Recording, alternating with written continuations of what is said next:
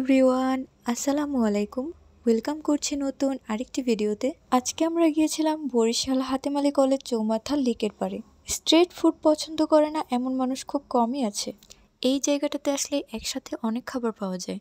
এখানে Chinese food এবং অন্যান্য অনেক খাবার রয়েছে। আমরা এখান থেকে কিছু খাবার কিনে নিলাম। এখানে মালাই চাটাও অনেক মজা। বরিশাল সিটির মধ্যে এবং হাতেম আলী কলেজের পাশে হওয়াতে এই জায়গাটা সবসময় জমজমাট থাকে।